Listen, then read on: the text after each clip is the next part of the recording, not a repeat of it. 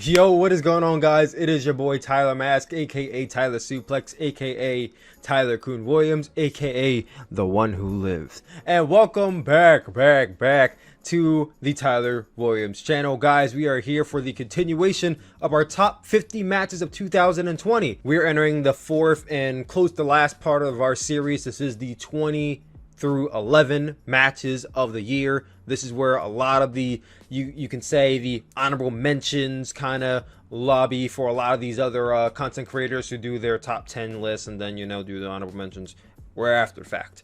These are the matches that I would say are outstanding, great, terrific, you call whatever you want. And even though they didn't make top 10, they are very much worthy of a watch, of flowers, of all the praise in the world. As so all the 30 matches I just talked about, but these 10 more so. And without wasting any more time, let's get straight into this list.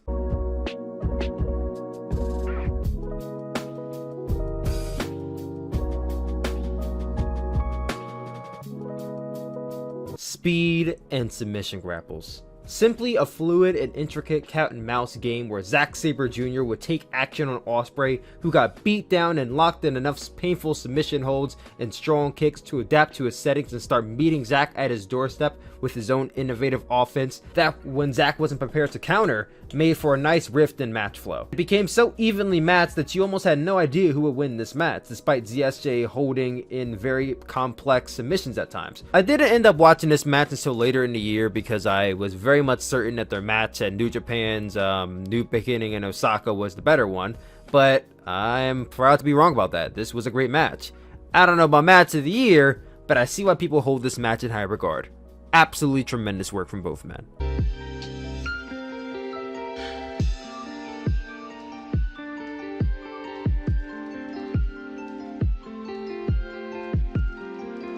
I grew up in an era where matches like these were very foreign, not easy to come by, but should be cherished as such. The term strong style, as it pertains to many wrestling fans, normally translates to wrestler A hits wrestler B as hard as they can, and they legitimately just stand up, keep on fighting back, wrestler B retaliates, delivering it harder, exchange goes back and forth until one person falls. Since then, the term strong style has really evolved into both definition and how it is portrayed. If you're someone looking for a match with two men not holding anything back and literally just beating the shit out of each other, you don't find anything much better than two mixed martial artists, one in his 50s, one nearing his 40s, both mentally disturbed in their own rights, kicking and punching the snot out of each other like they did in this match. The MMA stances taken in this match adds both a vibe very much akin to legitimate fighters squaring up for battle. Amidst some takedowns and the occasional wrestling holds, the glorious selling of Kota Ibushi and the very scary facial expressions of Minoru Suzuki really amplify the volume of this match in more ways than one. And by the time the bell rings, you feel like you just got finished watching a fight rather than a wrestling match. This may not be everyone's cup of tea, and I guess for a lot of fans it is, but this is something that you can easily show to a non-wrestling fan and possibly get them to watch more. Possibly. Which is always the goal for wrestling fans. Bring more people into the circle. This may just be that gateway.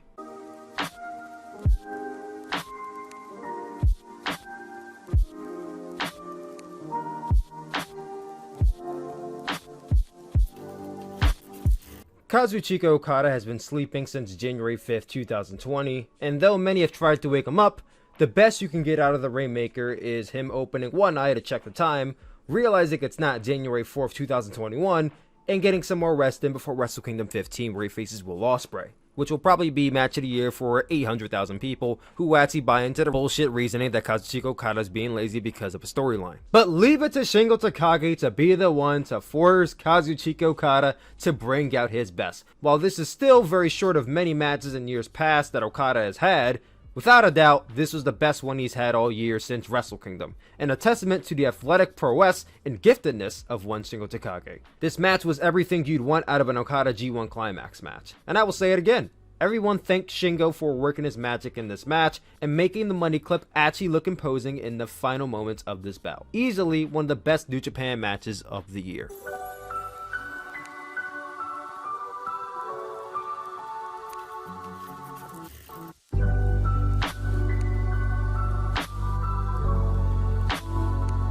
A chaotic three-way with innovative spots, some of which I have never seen in my 23 years of living. There's not much in-ring psychology or intrusive storytelling in this match, and it doesn't have to be. This is exactly what ladder matches are meant to be. An exhilarating collision course filled with insane OMG spots and entertaining yet on the edge of your seat hope sequences. It's tumultuous, it's non-linear, and I love it for that reason. It's spotty goodness and I enjoyed every second of it. And I think you will too if you go into this with an open mind, as you should with all professional wrestling.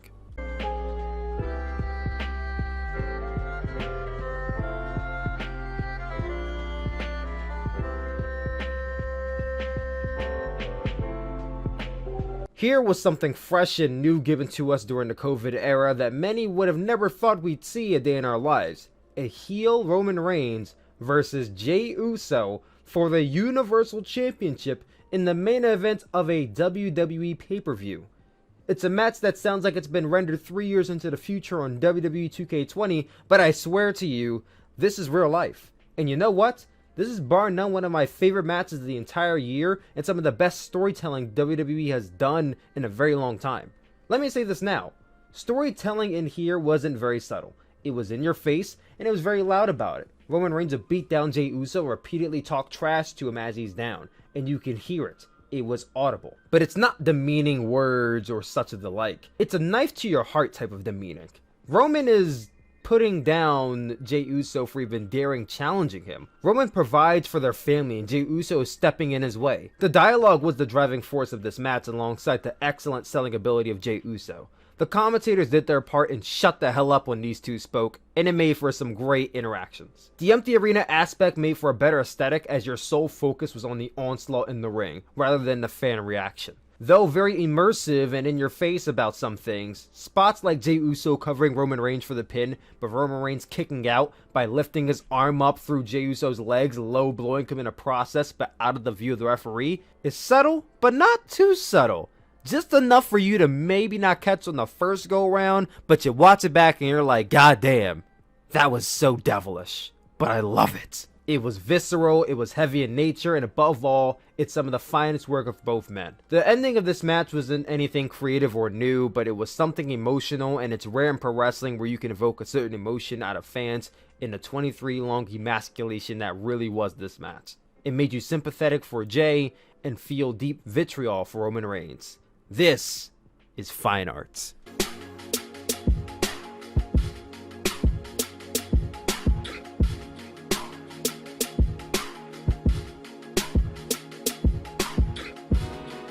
I gain a new appreciation for this match every time I watch it.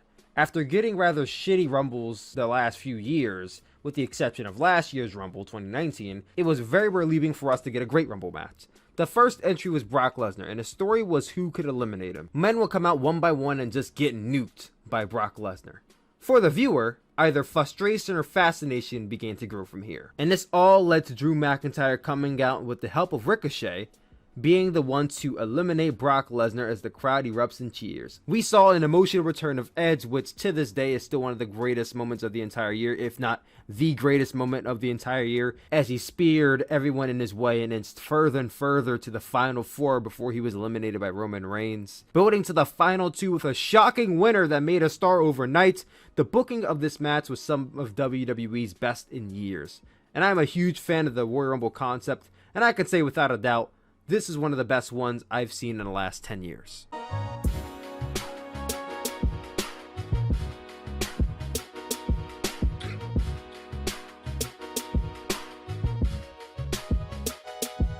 When it comes to NXT TakeOver main events, you enter in expecting the quote-unquote NXT epic, where the opening few minutes gives you a slow build, not quite New Japan slow, but enough to sink your teeth into.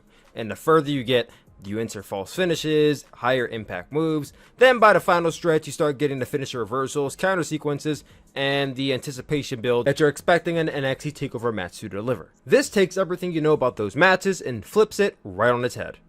This, in my opinion, will go down as the most unique NXT TakeOver main event in history. A lot of cats as cats can match wrestling to start, with very plotted but not slow and dragging type submission holds. and then as the match progresses, you start getting into some strikes. Limb targeting began to ensue for Balor, and as the retaliation came in from O'Reilly, Balor began dishing in some strikes of his own. This match became more ruthless as time went on. The bloody mouths of both men just added an extra layer to this match as well. An intense professional wrestling match that may not be for everyone, but for those who can get into it, will fall in love with what was crafted here.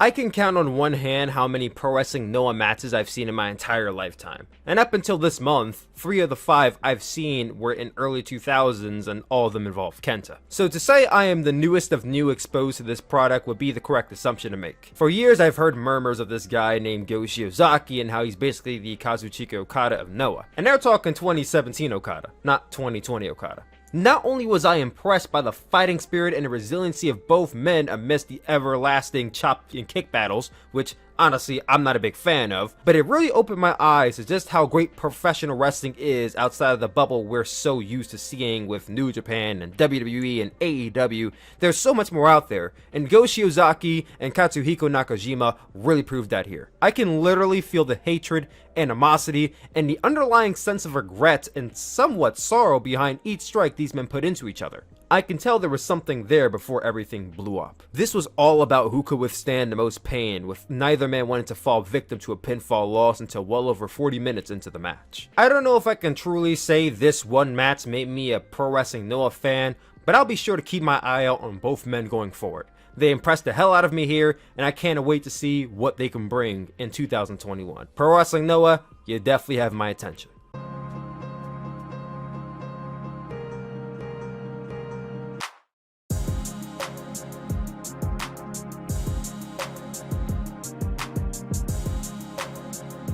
This is one like no other that you will see on this entire list. Not only did it set the bar for cinematic matches to come in 2020, but it was almost a damn near masterpiece. It was more like a graveyard match that took place outside, with very in-depth great camera work and some creative things you really don't see a lot in professional wrestling. Unless you are so close-minded that you can't buy into a professional wrestling match not happening in a ring, I don't see how you can hate this match. And this really proved that when done right, WWE can put on some of the greatest work in the industry. Undoubtedly, one of the best works of art World Wrestling Entertainment has put on, not just in 2020, but in the last few years. This was Undertaker's last match, allegedly, and I don't think his career could have ended any better than this, outside of WrestleMania 25, or WrestleMania 26, or WrestleMania 28, or WrestleMania 30.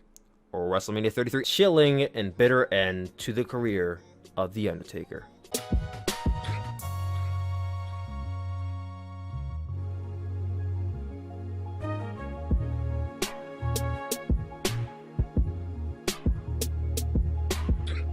Ending out our top 50 through 100 portion of this list is not the G1 Climax 30 finals itself, but its forerunner, the G1 Climax 30 A Block finals of Jay White versus Tomohiro Ishii, their second meeting in the last year. The conversation on if Jay White is a good wrestler or not should have ended a long time ago, but we still get these questions. And it's matches like these that always arise those questions, because Jay White always comes out looking like a pristine wrestler that he always is. See, the thing about Jay White is that he's always great against men who are near the polar opposite of him.